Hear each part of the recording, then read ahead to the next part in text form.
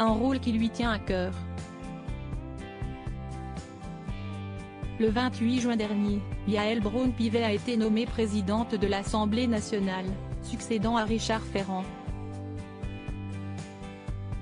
Un peu plus de 6 mois plus tard, dans les pages du Figaro, l'ancienne ministre des Territoires d'Outre-mer a dressé un premier bilan de son action au sein de l'hémicycle.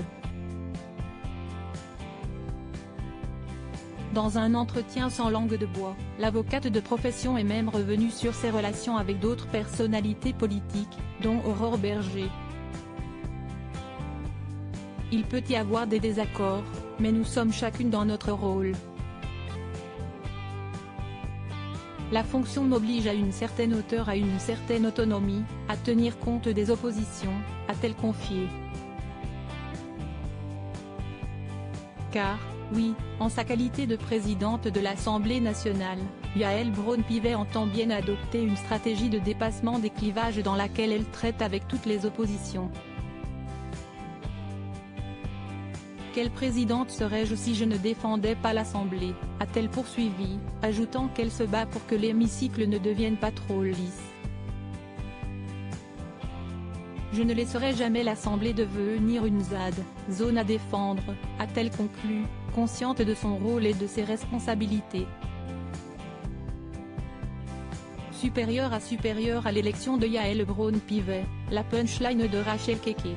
Ces moments qui sont entrés dans l'histoire de l'Assemblée nationale. Yaël Braun-Pivet, quelle est sa relation avec Emmanuel Macron? Au cours de cet échange avec nos confrères du Figaro, Yaël Braun-Pivet a également évoqué un sujet sensible, sa relation avec Emmanuel Macron.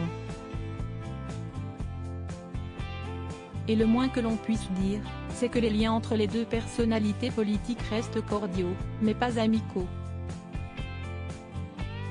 On se voit, on s'écrit.